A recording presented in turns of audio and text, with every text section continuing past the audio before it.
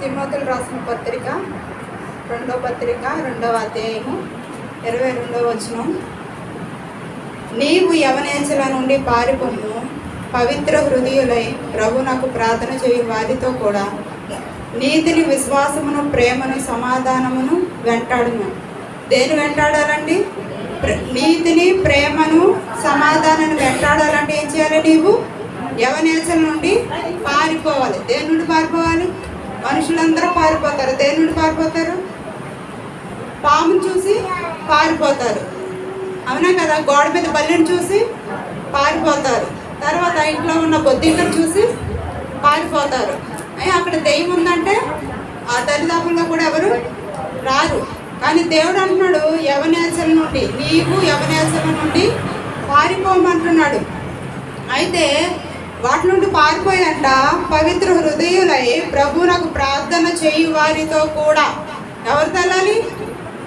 ప్రార్థన చేయు వారితో కూడా నీతిని, విశ్వాసమును, ప్రేమను, సమాధానాన్ని వెంటాడాలి. అందరూ మానవులందరూ దేన్ని వెంటాడతారండి? లోకంలో ఉన్నవన్నిట్లు చూసి వెంటాడుతూ ఉంటారు. కానీ దేవుడు అంటున్నాడు, ప్రేమని, సమాధానాన్ని వెంటాడాలి. అయితే పాపం నుండి పారిపోమన్నప్పుడు యవనేంచల నుండి పారిపోవాలి. యవనేంచల నుండి పారిపోవాలంటే అవేంటి? ఆశ, నేత్రాశలు, జీవపుటంబము, అవన్నీ అన్నమాట మనుషులకి. అయితే చెడును చూడకుండా నా కళ్ళను త్రిప్పివేయి తండ్రి అనేసి భక్తుడు అడుగుతూ ఉంటాడు, అవునా కదా? గుర్రానికి కంటికి ఏం కడతారండి? కంటికి ఎటు చూడకుండా ఒక గంత కడతారు. ఎందుకంటే రోడ్డు మీద అవి బాగా సౌండ్, బస్సులు అవి వెళ్తాయి కదా, హారన్స్ వేస్తారు కదా, దానివల్ల అవి కంగారు పడి అటు ఇటు పారిపోతాయని చెప్పేసి కళ్ళకి గంత కడతారు. ఆ చిన్న దాంట్లో నుండి చూసి ప్రయాణాన్ని క్షేమంగా జరుగుతాయి. అదేవిధంగా మానవులకు కూడా లోకంలో ఎన్నో మనకు కనబడతాయి. అటు ఇటు చూసి మనకి ఇష్టం వచ్చిందల్లా మనం చేసుకుంటూ వెళ్ళామనుకో, ఎలా వెళ్తాము? ఎటో కూడా ఒక బురదలోనో పడటమో కానీ, ఒక లోయలో పడటం కానీ, లేకపోతే ఏంటంటే యాక్సిడెంట్లు అవ్వడం కానీ మనకి జరుగుతూ ఉంటాయి. అయితే రోడ్ల మీద పోస్టర్లు చూస్తూ ఉంటాం, అవునా కదా? ఇదివరకు అయితే సినిమా హాల్లో ఉన్నాయి, పోస్టర్లు ఉండేవి, అవునా కదా? ఇప్పుడు సినిమా హాల్లే ప్రతి ఒక్క ఇంట్లోకి వచ్చేసినాయి, సెల్ ఫోన్ ద్వారా చేతిలోకి వచ్చేసినాయి. కానీ ఆయా సినిమా హాల్ ద్వారా పోస్టర్లు చూడటం వల్ల ఏంటంటే మనుషులకి అవి చేయాలని, పోస్టర్ల మీద ఏదంటే అది చేయాలని. కానీ దేవుడు ఏమన్నాడు? వాటిలన్నింటిని విడిచిపెట్టి పవిత్రంగా ప్రార్థన చేయ వారితో కలిసి కూడా దేవుణ్ణి స్తుతించాలని చెప్పి అంటున్నాడు. వ్యర్థమైన మాటలను వినకుండా నా చెవులను మూసివేసుకోవాలి. ఎవరిని మూసివేసుకోవాలండి? చెవులు మూసివేసుకోవాలి. ఎందుకంటే ఇప్పుడు మనకి చెవులు ఉన్నాయి, ఇప్పుడు మూసివేసుకోకుండా చెవులు. ఎందుకంటే దేవుని వాక్యాన్ని వెళ్ళకుండా మనము ఒక చేతిని అడ్డు పెట్టుకున్నా ఇంకో అది హృదయంలోకి వెళ్ళేలాగా రెండు చెవులు మనం మూసుకోవాలి. కానీ ఒక స్టూడెంట్ని టీచర్ అడుగుతూ ఉంటుంది, మనకి దేవుడు రెండు చెవులు ఎందుకు ఇచ్చాడు రా అని అడిగితే వాడు చెప్తా ఉంటాడు కదా, ఎందుకు ఇచ్చాడు టీచర్? మీరు చెప్పిన లెసన్స్ మేము ఈ చెవి నుండి విని ఈ చెవితో నుండి విడిచిపెట్టడానికి ఇచ్చాడు అని అన్నప్పుడు, అలాగా ఇప్పుడు దేవుని వాక్యాన్ని మనం అలా విడిచిపెట్టేవారిగా ఉండకూడదు. ఎందుకంటే దేవుని వాక్యాన్ని మన హృదయంలోనికి చేర్చుకోవాలి. హృదయంలోనికి చేర్చుకున్నప్పుడు వాక్యము మళ్ళీ కడుగుతూ ఉంటుంది. వాక్యం ఎటువంటిదండి? సాకిల వాడిని సబ్బు వంటిది, అవునా కదా? పంటలను శుద్ధి వంటిది. ఈ వాక్యాన్ని హృదయంలో చేర్చుకోవాలి. అంతేకాదు సామెతలు 6:5 మనం చూసినట్లయితే, వేటకాని చేతుల నుండి లేడి తప్పించుకొనున్నట్లు, ఎరుకు వాని చేతుల నుండి పక్షి తప్పించుకొనున్నట్లు మనం తప్పించుకోవాలంట. ఎవరు? ఇక్కడ నీవు అనేసి బైబిల్లో నా చదివాం కదా, తిమోతిలో పౌలు చెప్తున్నాడు. ఎవరితో? తిమోతితో చెప్తున్నాడు అనమాట. అంటే తిమోతిని ఆయనకేనా అంటే ఆయనకి కాదు, ఇది అందరికీ, అవునా కదా? దేవుని వెంబడించిన ప్రతి ఒక్కరికి ఏంటంటే ఈ లేఖనాలు మనకి వర్తిస్తాయి అన్నమాట. అయితే నీవు వేటకాని చేతుల నుండి తప్పించుకున్నట్లు, ఎరుకు వాని చేతుల నుండి పక్షి ఎలాగైతే తప్పించుకుంటుందో, సింహం నోట్లో నుండి లేడి ఏ విధంగా పారిపోవడానికి చూస్తుందో, అవునా కదా? లేడి ఏం చేస్తుందండి? సింహం వచ్చినప్పుడు అక్కడ కూర్చుంటుందా? కాదు కదా, పారిపోతుంది. అదేవిధంగా పాపము నీ దగ్గరకు వస్తున్నదంటే, పాపం వస్తున్నది ఎలా తెలుస్తుందండి అని అడగచ్చు. ఎలా వస్తుందండి? సెల్ ఫోన్లో మనం చూసినట్లయితే అందులో మంచివి వస్తాయి, చెడ్డవి వస్తాయి. అది ఎవరు చూడట్లేదు కదా అని మనం చెడుని చూసిన వారు ఉన్నారు, దేవుడు చూస్తున్నాడు కదా అని చెప్పి దేవుని వాక్యాలు పెట్టుకున్న వారు కూడా ఉంటారు. అవునా కదా? కానీ వాటి నుండి మనం పారిపోవాలి. యవనేచ్ఛల నుండి పారిపోవాలి. ఎవరంటే నీవు దేవుని నమ్ముకున్న ప్రియ బిడ్డలు. అవునా కదా? చర్చికి వచ్చిన దేవుని ప్రజలందరూ అంట ఎలాగండి? యవనేచ్ఛల నుండి పారిపోవాలి. అంతేకాదు, వాటి నుండి పారిపోవడమే కాదు, దేవుని స్తుతించిన వారితో కూడా కలిసి ఆయన్ని స్తుతించాలి, ప్రేమను పంచాలి. అవునా కదా? ఇప్పుడు ఎవరి ఇంట్లోనూ సమాధానం, ప్రేమ ఉందా? లేదు. అత్త కోడల మధ్య ప్రేమ సమాధానాలు ఉన్నాయా? కాదు. కానీ దేవుడు అన్నాడు, వీళ్ళతో కూడా కలిసి చర్చికి వెళ్ళిన వాళ్ళ దగ్గర, దేవుడిని వెంబడించిన వాళ్ళ దగ్గర ఈ ప్రేమలు సమాధానాలు ఉంటాయి. కాబట్టి నీవు యవనేచ్ఛల నుండి వాటిని విడిచిపెట్టి వీరితో కలిసి, ఎవరితో ప్రేమ ఎవరు కలిగి ఉంటారో వారితో కలిసి, సమాధానం ఎవరి దగ్గర ఉందో వాళ్ళతో కలిసి నువ్వేం చేయాలంట? వాళ్ళని వెంబడించాలి. ఇవన్నీ మనుషులు ఉన్నాయంటే, మనుషుల్లో అయితే లేవు, కానీ మన జీవము గల దేవుని దగ్గరే ఉన్నాయి. దేవునికి స్తోత్రం, హల్లెలూయా. ఆయన్ని చూసి ఆయన్ని వెంబడించాలి మనం. అవునా కదా?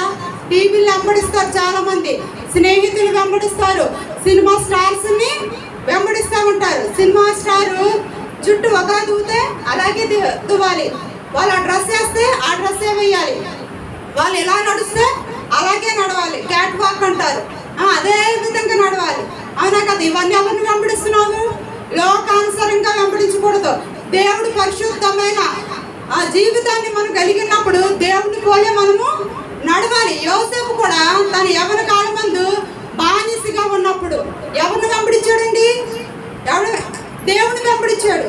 అక్కడ ఉన్న రాజు అన్నిటి మీద అధికారం ఇచ్చినప్పటికీ కూడా ఆ యోసేపు ఏ అధికారం తీసుకున్నాడండి? తాను అధికారం తీసుకోలేదు. దేవుడి మీద దేవుడిని ఇచ్చిన అధికారాన్ని బట్టి అక్కడ తన యజమానురాలు ప్రేరేపించినప్పటికీ కూడా ఆయన ఏం చేశాడంటే దేవుడికి భయపడి దేహము దేవుని ఆలయం అని ఎరిగినాడు అప్పుడు. అవునా కదా? అప్పుడు కాలంలో పాస్టర్లు లేరు, వాక్యాలు చెప్పినవారు ఎవరు లేరు. కానీ దేవుడి వాక్యము తల్లిదండ్రులు చెప్పడం వల్ల, బోధించడం వల్ల అక్కడ యోసేపు ఎవరిని వెంబడించాడండి? దేవుని వెంబడించారు. అక్కడ యవనేచ్ఛల నుండి పారిపోమన్న వాగ్దానాన్ని తను నిర్వహించుకున్నాడు అనమాట. యోసేపు పాపం నుండి తొలగిపోయాడు. ఎందుకంటే పాపం వల్ల వచ్చే జీతము మరణమని ఎవరు ఎరిగారు? యోసేపు ఎరిగినాడు. నువ్వు నేను కూడా ఎరిగి ఉండాలి. పాపం వల్ల వచ్చే జీతం మరణము. మనం దేవుని వెంబడించే వరకు ఉండాలని దేవుని వాక్యానికి భయపడ్డాడు. ఎవరు? యోసేపు.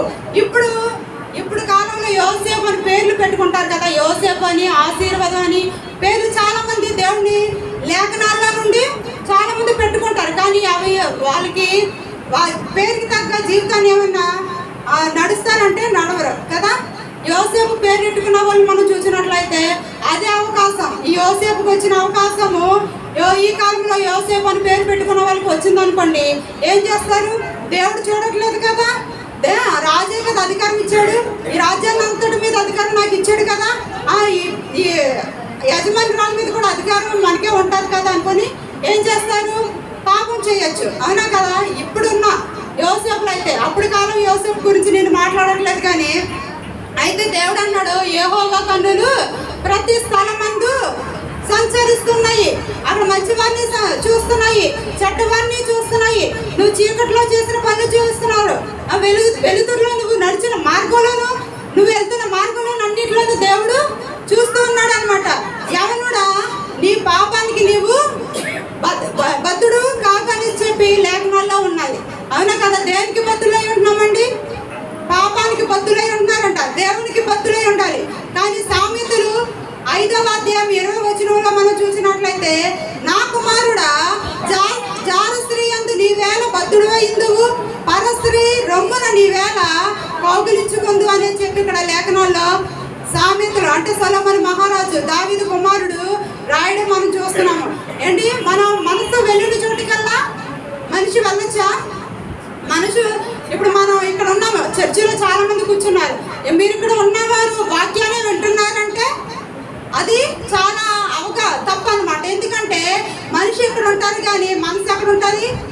మీ స్నేహితుల దగ్గరికి వెళ్ళిపోవచ్చు, లేకపోతే మీ బంధువులు ఎక్కడున్నారో హైదరాబాద్లో ఉంటే అక్కడికి వెళ్ళిపోవచ్చు, వాళ్ళతో మాట్లాడినట్టు అలాగా మనకి అనిపిస్తూ ఉంటుంది. మనసు వెళ్ళిన చోటికల్లా మనం ఎవరు వెళ్ళకూడదు, మనిషి వెళ్ళకూడదు. కానీ ఇక్కడ అంటున్నాడు, నీ అవినాశం నుండి పారిపోయి తొలగిపోవాలంటే రెండోది నీవు పాపానికి బదులు కాకూడదు, మనసు వెళ్ళిన చోటకి నీవు పోకూడదు, మనసు వెళ్ళిన చోటుకి పోకూడదు. అయితే ఇక్కడ సంసోను మనం చూసినట్లయితే తిమ్నాతునకు వెళ్ళాడంట. తిమ్నాతునకు వెళ్ళి ఫిలిస్తీన్ల కుమార్తెను ఒక్కతేను చూచాడు. ఈ సంసోను ఎవరంటే దేవుని చేత అభిషేకించబడినవాడు, దేవుని పని కొరకు దేవుడు తన కొరకు ఏర్పరచుకున్నవాడు అనమాట. ఈ సంసోను సంసోను తండ్రి మనోహ. అయితే మనోహ భార్య గొడ్రాలై ఉన్నందున ఆవిడకి దేవుడు ఇచ్చిన బహుమానం ఏంటంటే ఈ సంసోను వాళ్ళకి గర్భఫలాన్ని ఇచ్చినప్పుడు దేవుడు మాట్లాడుతున్నాడు, ఈ సంసోను నేను ఏర్పరచుకున్నాను, నా పని కొరకు నేను ఏర్పరచుకున్నాను, ఈ బిడ్డని భయభక్తులతో పెంచు, ఈ తల మీదకి మంగళ కత్తి రానివ్వకు, ఈ కుమారుడు మీదకి మద్యం కానీ పానం కానీ నువ్వు చేయకూడదు పుట్టి ఎంతవరకు అని చెప్పి మనోహ భార్యకి మనోహకి దేవతతో వచ్చి చెప్పినప్పుడు అదే విధంగా దేవుడు చెప్పిన మాటలు భార్య భర్తలు నిర్వర్తించారు. అయితే ఈ సంస్థను ఏం చేశాడంటే బాల్యం నుండి దేవుని సన్నిధిలో తల్లిదండ్రులు బాగానే పెంచారు.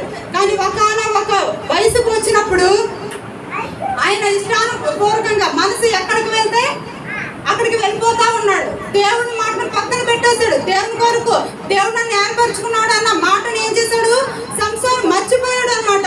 ఇప్పుడు యవనస్తులు అయితే సంసోను ఎక్కడికి వెళ్ళాడండి, ఫిలిస్తీన్లో తిమ్నాతుకు వెళ్ళి ఫిలిస్తీన్ల కుమార్తెలను ఒక్కతను చూసి ఆమెను పెళ్లి చేసుకోవడానికి తల్లిదండ్రుల దగ్గరకు వచ్చి అడుగుతున్నాడు.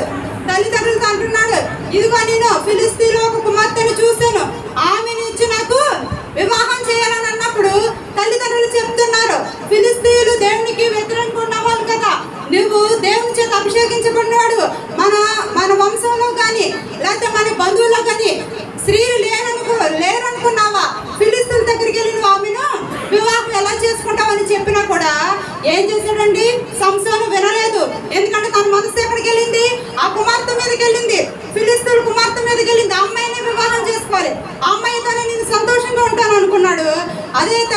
అదే విధంగా ఇప్పుడు కూడా మనం చూసినట్లే ఈ లోకంలో మనం పిల్లల్ని చూసినట్లయితే సెల్ ఫోన్ వాట్సాప్ల ద్వారా మెసేజ్ల ద్వారా వీడియో కాల్స్ ద్వారా చూసి ఏం చేస్తున్నారండి, పలానా అబ్బాయిని నేను చూశాను, పలానా అబ్బాయి అంటే నాకు ఇష్టము, మేము మాట్లాడుకున్నాం, మా మనసులు కలిసి మీరు మాకు అబ్బాయికి ఇచ్చి వివాహం చేయకపోతే నేను సూసైడ్ చేసుకుంటా, లేకపోతే నేను ఊరేసుకుంటా, నేను బ్రతకనని చెప్పి తల్లిదండ్రులు ఏం చేస్తారు, బెదిరిస్తూ ఉంటారు. అవునా కదా, బెదిరించి వాళ్ళ ఇష్టం ప్రకారం వివాహం చేసుకుంటారు. అదేవిధంగా సంసోను ఏం చేశాడంటే తల్లిదండ్రులతో మాట్లాడి ఒప్పించి వివాహం చేసుకున్నాడు. ఇప్పుడు యవనస్తులు కూడా అలాగే చేస్తున్నారు. తల్లిదండ్రులకి ఎంతగానో భారంగా ఉన్నారు.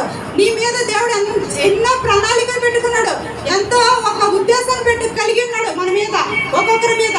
కానీ ఇప్పుడున్న యవనస్తులందరూ సాతానికి లోపడిపోయారు. వాళ్ళ జీవితం 3 పువ్వులు 6 కాయలుగా ఉండవలసిన జీవితాన్ని 3-4 ముచ్చటగా చేసుకుంటున్నారు. ప్రేమించి పెళ్లి చేసుకుంటున్నారు కుమార్తెని. వాళ్ళు ఏం చేస్తున్నారు, 6 నెలలకే ఊరేసి చంపేయడం, లేకపోతే పలానా చోటికి మనం వెళ్తామని చెప్పి తీసుకెళ్ళి లోయలో త్రోయడం, అలాగ మనం చాలా చూస్తూ ఉన్నాం. ఒక వ్యక్తి వచ్చి అడుగుతున్నాడు, మోషే చెప్పాడు కదండి మనకి ఇష్టం లేనప్పుడు ఆ స్త్రీని విడిచిపెట్టి విడాకులు ఇచ్చి వేరే స్త్రీని వివాహం చేసుకోవచ్చని మోషే చెప్పాడు కదా, మోషే ధర్మశాస్త్రంలో రాసి ఉంచాడు కదా అని అన్నప్పుడు అక్కడ వేసి అంటున్నారు, అది మోషే రాసింది, ఎందుకంటే మీ హృదయ కాఠిన్యాన్ని బట్టి దేవుడు అలాగా మోషే రాయవలసి వచ్చింది. అవునా కదా, మోషే ఎందుకు రాశాడు, ప్రతి ఒక్క హృదయము ఎలా ఉందండి, ఘోరంగా మారిపోయింది, పాపంతో ఉంది. అయితే వాళ్ళందరూ ఏమంటున్నారు, ఒక భార్యను చేసుకుంటున్నారు, ఆ భార్యను వదిలేసి చూసిన ప్రతి అమ్మాయిని మనసు వెళ్ళిన ప్రతి చోటుకి వెళ్ళి వాళ్ళు ఏం చేస్తున్నారు, పాపం చేయాలనుకుంటున్నారు. దాన్ని బట్టి అలా కాదురా మీరు ఎలా చేయండి అని చెప్పి అలా చెప్పండొచ్చు. కానీ దేవుడు ఆది కాలంలోనే ఆదాముని ఎవరిని చేశాడు, ఫస్ట్ ఆదాముని చేశాడు. అవునా కదా, తర్వాత ఆదాముకి 100 మందిని చేశాడు, భార్యల్ని చేయలేదు. పక్కట ఎముకల్లోంచి ఒకే ఎముకల్లోంచి ఆయన శరీరంలో నుంచి ఒక మాంసం ముద్ద తీసి ఏం చేశాడండి, ఆయనకి సాటైన సహాయనిగా దేవుడు చేశాడు. అయితే వాళ్ళిద్దరూ ఏమై ఉన్నారు, ఏక శరీరమై ఉన్నారు. అవునా కదా? ఇప్పుడున్న యవనస్తులు అందరూ చూసిన అమ్మాయిని అందరూ పెళ్లి చేసేసుకుని లేదా పురుషులందరూ పెళ్లి చేసేసుకుంటే వాళ్ళందరూ ఒకే శరీరమై ఉంటారా? ఒకే శరీరమై ఉండరు. దేవుడు ఫస్ట్ ఇచ్చింది మనకి ఒకే భార్య ఒకే భర్త. అలాగే ఉండాలి. యవనేచర్ నుండి నువ్వు పారిపోవాలి. సంసోను ఏం చేశాడు, అక్కడ తిమ్నాతుకు వెళ్ళి ఫిలిస్తీన్లో కుమార్తెను వివాహం చేసుకున్నాడు. మంచిగా జీవించవలసింది కాకుండా ఏం చేశాడంటే మరలా సంసోను గాజాకు వెళ్ళాడంట. ఎక్కడికి వెళ్ళాడండి? గాజాకి వెళ్ళి అక్కడ దెలీలియాని చూచాడు. ఆమె ఎవరంటే ఒక వేశ్య. దేవునికి స్తోత్రం, హల్లెలూయా. ఆ వేశ్యతో దగ్గరికి వెళ్ళి ఏం చేశాడండి, ఆమెతో ఉండాలనుకున్నాడు. ఆయన మనసు వెళ్ళింది అక్కడికి. ఫస్ట్ ఆమె ఫిలిస్తీన్ దగ్గర ఉన్న కుమార్తె దగ్గరికి వెళ్ళింది, తర్వాత దెలీలియా దగ్గరికి వెళ్ళింది. అక్కడ వెళ్ళిన సమయంలో అక్కడ ఆమెతో ఉండాలని ఇష్టపడుతున్నాడు. వేశ్య ఎలా ఉంటుందండి, లోతైన గొయ్యి వంటిది. అవునా కదా? కత్తి మీద వేయు తేనె వంటిది. ఎలా ఉంటుంది తేనె? కత్తి మీద వేసినప్పుడు స్మూత్ గా తెగిపోద్ది. అది తెగాకే బాధ కలిగింది, కానీ తెగలేనప్పుడు బాధ తెలీదు. దేవునికి స్తోత్రం, హల్లెలూయా. పాపములో పడిన నీవు ఆ పాపం చేసినప్పుడు నీకు బాగానే ఉంటుంది. ఆ పాపం తర్వాత పాపం వల్ల వచ్చే జీతం ఏంటంటే మరణము. ఆ మరణం ఈ లోకంలో అయితే ఎయిడ్స్ అన్ని రోగాలు రావచ్చు, లేకపోతే ఏదో ఒక రోగం దేవుడు కాదు మనం చేసిన పాపాలను బట్టి అవి మనకి కలగచ్చు. కానీ అంతేకాకుండా ఆత్మీయంగా కూడా అంట మన ఆత్మ ఎక్కడికి వెళ్ళిపోద్ది? పాపం చేసిన వాళ్ళ ఆత్మ నరకంలోనికి వెళ్తుంది. అక్కడ అగ్ని ఆరదు, పురుగు చావదు, ఎప్పుడూ వేడుకును పళ్ళు కొరుకుతూను ఉంటానే ఉంటారంట. దేవునికి స్తోత్రం, హల్లెలూయా. ఈ సంసోను మనసు వెళ్ళిన చోటికల్లా ఎక్కడికి వెళ్ళిపోయాడండి? మనిషి వెళ్ళిపోయాడు. అవునా కదా? అయితే యవన కాలంలో ఉన్న మనుషులు ఎలాగండి, అక్కడ పాపం చేసిన వారందరినీ అక్కడ అగ్ని ఎలాగ లాగుతుందండి, పాపం యూబి లాగుతూ ఉంటుందంట. అయితే సామెతలు 5:18 మనం చూసినట్లయితే, నీ యవ్వన కాలపు భార్య అందు సంతోషించుము, ఆమె అతి ప్రియమైన లేడి, అందమైన దుప్పి. అవునా కదా? అందమైన లేడి అంటే మన భార్య. అవునా కదా? భార్యలు అందమైన లేడులు దుప్పులు అంటారు, చక్కగా ఉంటారు. కానీ ఈ సంసోను చేసుకున్న భార్యని అలా చూడలేదు. తన మనసు వెళ్ళిన చోటుకల్లా తను వెళ్ళిపోయాడు. మనం కూడా భర్తలు ఎలా చూసుకోవాలంటే అందంగా చూసుకోవాలి. భర్తల మాట వినేవారుగా, భర్తలు అయితే భార్యల్ని ప్రేమించే వరకు ఉండాలి. దేవునికి స్తోత్రం, హల్లెలూయా.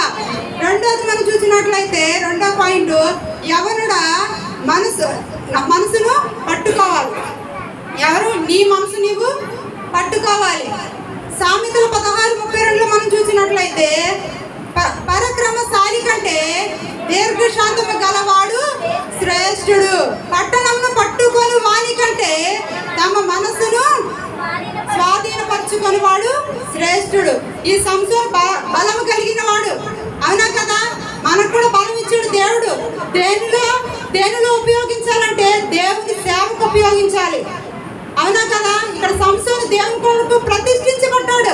కానీ ఈయన బలం అంటే ఎవరికంటే ఒక స్త్రీకి తన్ని పెట్టుకున్నాడు, స్త్రీకి వాళ్ళకి అప్పగించుకున్నాడు. కానీ తన బలాన్ని దేవునికి ఉపయోగించలేదు. దేవుడు తన ప్రజలను విడిపించడానికి సంసోన్ని ఏర్పరచుకున్నాడు. అయితే ఈ సంసోను ఎటువంటి వాడు అంటే పరాక్రమశాలి అంట, బలవంతుడంట.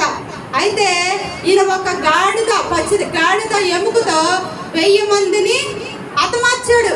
300 నక్కలను పట్టుకుని ఒక నక్కకి ముడివేసి ఏం చేశాడంటే ఫిలిస్తీన్ల మీదకి వదిలివేశాడు. అంతేకాకుండాను సింహం ఆయన మీదకి వస్తున్నది. పెద్ద సింహం వస్తున్నప్పుడు ఆ సింహాన్ని 2గా చీల్చి ఇటు నుండి అటు ఇలాగా పడవేశాడు. ఎంత బలవంత వాడు అంటే సంసోను. అదే మనం చూసినట్లయితే మన దగ్గర ఈ పిల్లి వస్తేనే పారిపోతాం. అవునా కదా? గోడ మీద బళ్ళు ఉంటారు, ఇంట్లో ఎవరు ఉండరు. అవునా కదా? చాలా మంది ఏం చేస్తారంటే పారిపోతారు. అదేవిధంగా మనం కూడా కుక్కలకి నక్కలకి ఈ లోక సంబంధమైన వీటికి పారిపోకూడదు. యాక్షన్ నుండి పారిపోమని దేవుడు ఇక్కడ వాగ్దానం చేస్తున్నాడు. ఈ సంసోను బలవంతుడే, సాలివాడే అయినప్పటికీ దేవుని కొరకు ఉపయోగించడం అనేసి ఆ బలాన్ని ఒక స్త్రీకి బద్ధుడైపోయాడు. నీవు దేనికి బద్ధుడు అయిపోతున్నావు? ఈ లోకాశలకి, శరీర కోరికలకి నువ్వేమో బద్ధురాలు కానీ బద్ధుడు కానీ అవుతున్నావేమో. దేవునికి స్తోత్రం, హల్లెలూయా. దేవుడు ఈ లోకానికి సంబంధించిన వీటి కోసం బద్ధుడు కావద్దని చెప్తున్నాడు. దేవునికి బద్ధురాలై ఉండాలి, దేవునికి బద్ధుడు అయి ఉండాలి. అప్పుడు దేవుడు నిన్ను ఆశీర్వదిస్తాడనమాట. పరాక్రమశాలి ఈ సంసోను మనసును పట్టుకోలేకపోయాడు, అవునా కదా? పట్టణాన్నంతటిని వెళ్తున్నాడు, అందరి మీద శత్రువుల మీదకి యుద్ధానికి వెళ్తున్నాడు. కానీ తన మనసు మీదకి యుద్ధానికి తన వెళ్ళలేకపోయాడు. దేవునికి స్తోత్రం, హల్లెలూయా. మనసు మనకి చెప్తుంది, అవునా కదా? అది చూడు, ఎవరు చూడట్లేదు కదా అని ప్రేరేపణిస్తుంది. కానీ దేవుడు కూడా అదే పక్కన మనకి వినిపిస్తూ ఉంటాడు అనమాట. నువ్వు అది చేయకూడదు, కుమార్తె, నా కుమార్తె, నువ్వు అది చూడకూడదు, ఆ మార్గంలో నువ్వు పోకూడదు, నువ్వు అక్కడికి వెళ్ళావంటే శాంతం కబంద హస్తాలు నువ్వు పడిపోతావు అని చెప్పి దేవుడు హెచ్చరిస్తూ ఉంటాడు. కుమార్తెల్ని హెచ్చరిస్తూ ఉంటాడు, కుమారుని కూడా హెచ్చరిస్తూ ఉంటాడు. తను ప్రేమించిన వారిని దేవుడు తప్పించడానికి ఇవన్నీ చేస్తూ ఉంటాడు. కానీ ఇవన్నీ వదిలేసి మన ఇష్ట ప్రకారంగా మన కోరికలకి బద్దులై ఉన్నామనుకోండి, అది నాశనానికే. నిన్ను కూడా దేవుడు వాడుకోవాలనుకుంటున్నాడు. కానీ ఈ సంవత్సరానికి దేవుడు వాడుకోవాలనుకున్నప్పుడు ఈయన బద్దుడైపోయాడు పాపానికి. అయితే ఈ బలాన్నంతా ఏం చేస్తారు? బలాన్ని పరులు లాగివేస్తారు. తన బలాన్ని తన వేషకి అప్పగించినప్పుడు ఆ వేష ఆయన్ని 1000 వెండి నాణానికి అమ్మి వేసింది. ఆ బలాన్ని ఏం చేశారు? వాళ్ళంతా తలను గొరిగించేసి దాగోన్ అనే దేవతకి ఏం చేశారు? బలికి అర్పించడానికి. ఆ దేవతకి మహాబలిగా అని రాసి ఉంటుంది. మహాబలి అంటే గొప్ప బలి మేము ఇస్తున్నాము మా దేవతకి. సంసోన్నే మేము ఇచ్చేస్తున్నాం, బలం కలిగిన వాడిని మా దేవతకి మేము ఇచ్చేస్తున్నాం అని అంటున్నారు. అప్పుడు ఆ గుడి దగ్గర తీసుకెళ్ళి ఆ స్తంభానికి మధ్యలో కట్టినప్పుడు ఆయన ఎలా అయిపోయాడండి? అక్కడ వాళ్ళకి బద్ధుడై ఉండిపోయాడు. ఆ బలాన్ని కోల్పోయిన వాడికి ఉన్నాడు. కానీ దేవుడు మళ్ళా ఆ బిడ్డని జ్ఞాపకం చేసుకున్నప్పుడు, దేవ ఒక్కసారి నన్ను కనికరించన్నప్పుడు ఆయన మళ్ళీ ఆ బలాన్ని ఇచ్చాడు. నువ్వు కూడా ఎందులో పడిపోయావో దేవుడు హెచ్చరిస్తూ ఉంటున్నాడు. నా కుమార్తె, నా కుమారుడా, నువ్వు ఎందులో పడిపోయావో ఒకసారి అబ్జర్వ్ చేసుకో.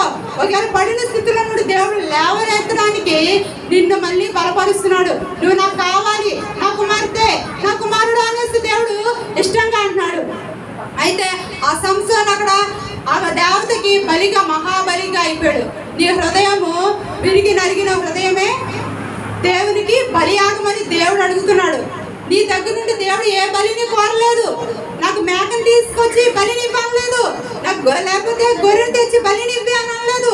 దేవుడు నీవు హృదయాన్ని మార్చుకో చాలు, నాకు నేను నిన్ను అంగీకరిస్తాను, నా హృదయంలో నిన్ను పెట్టుకుంటాను, నా అరిచేతిలో నిన్ను చెక్కుకున్నాను, నువ్వంటే నా బిడ్డవు, నా రక్తంతో నా రూపంలో నిన్ను చేర్చుకున్నాను, నువ్వు మరలా తిరిగి వస్తానంటే నిన్ను చేర్చుకోవడం నాకు ఇష్టమే అని అంటున్నాడు. కానీ సంసోను మరలా తప్పు తెలుసుకున్నాడు. నీకు అదే దేవుడు వాగ్దానం ఇస్తున్నాడు. నీ మనసు ఎలా ఉంది? నీ హృదయము చెప్పినట్టు నువ్వు వెళ్తున్నావా? లేకపోతే దేవుడు ఆలోచన చెప్పినట్టు నువ్వు వెళ్తున్నావా? దేవుడు ఆలోచన చెప్పినట్టు వెళ్తే దేవునికి బద్ధుడు అయి ఉంటావు. నీ ఆలోచన ప్రకారంగా, శాతం చెప్పిన ఆలోచన ప్రకారంగా వెళ్తే సాతానికి బద్ధుడు అయిపోతావు.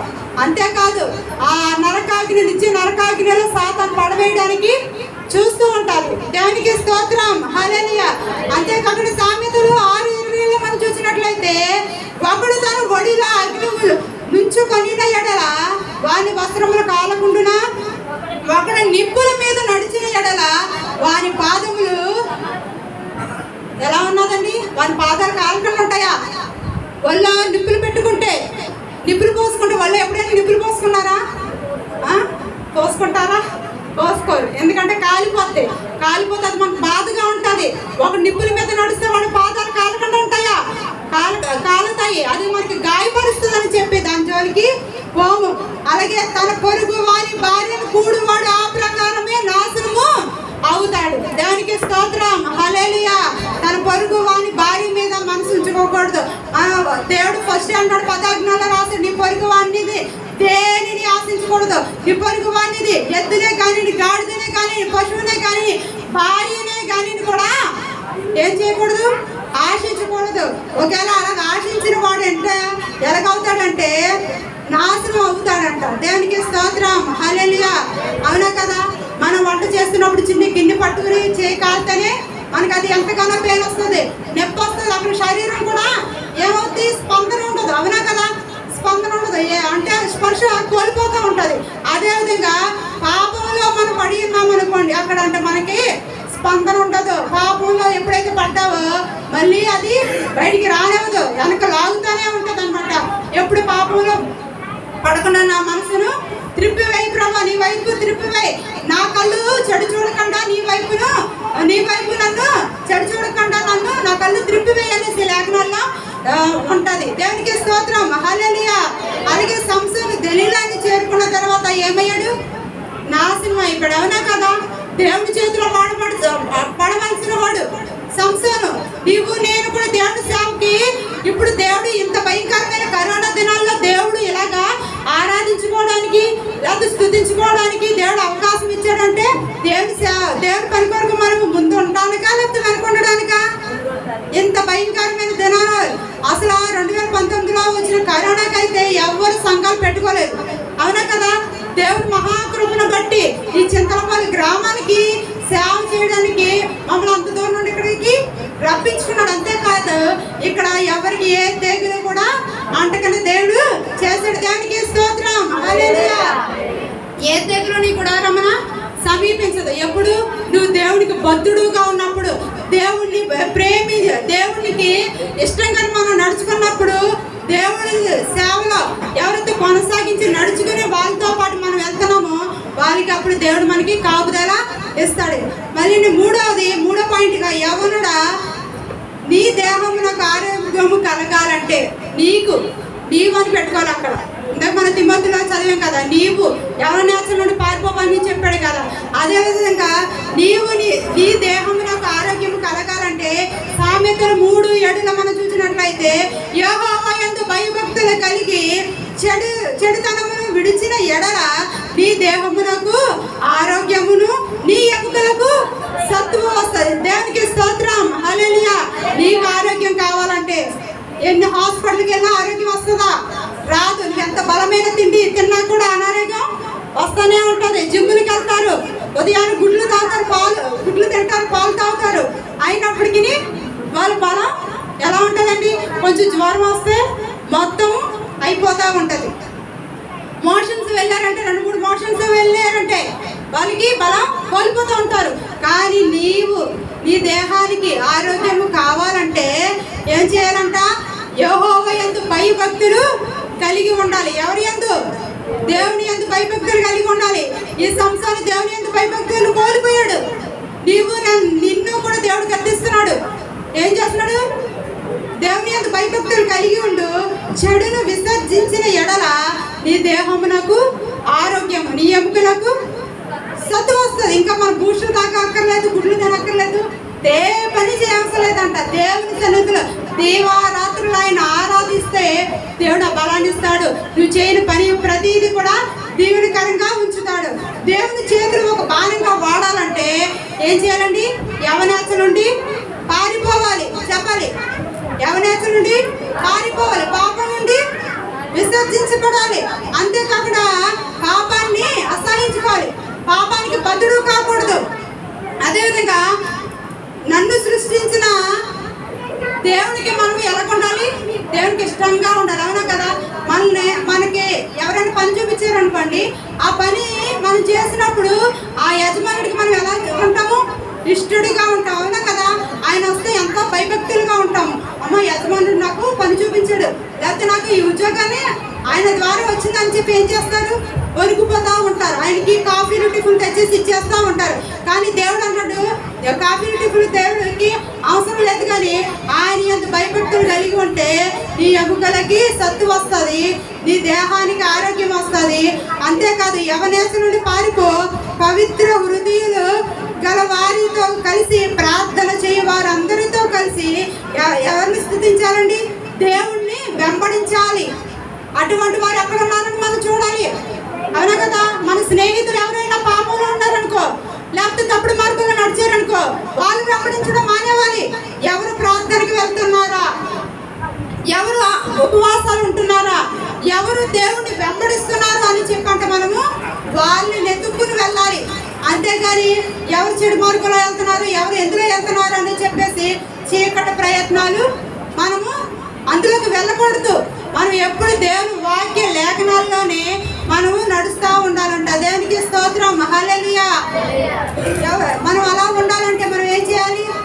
పాపానికి బద్ధుడు కాకూడదు, పాపాన్ని అసహించుకోవాలి, చెడుని విసర్జించాలి. అలా చేస్తే మన ఎముకలకి సత్తువ, దేహానికి ఆరోగ్యం ఇస్తాడు.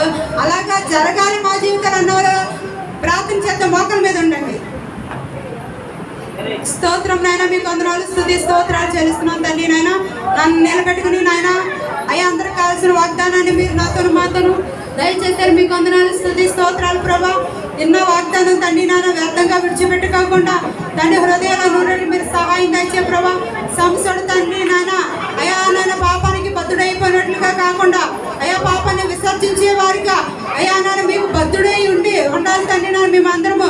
అంతేకాదు తండ్రి ఎవరు ప్రార్థనలకి దాన్ని సమయిస్తున్నారా, ఎవరు నిన్ను వెంబడిస్తున్నారా అటువంటి వారిని వెతుక్కుని తండ్రి మేము కూడా మిమ్మల్ని వెంబడించే కృపా భాగ్యం మాకు దయచేసి అయ్యా నీ నెలకు మమ్మల్ని కాల్చినందుకు మీకు వందనాలు చెల్లిస్తూ క్రీస్తు నామములో అడిగి పొందుకున్నాం మా పరమ తండ్రి.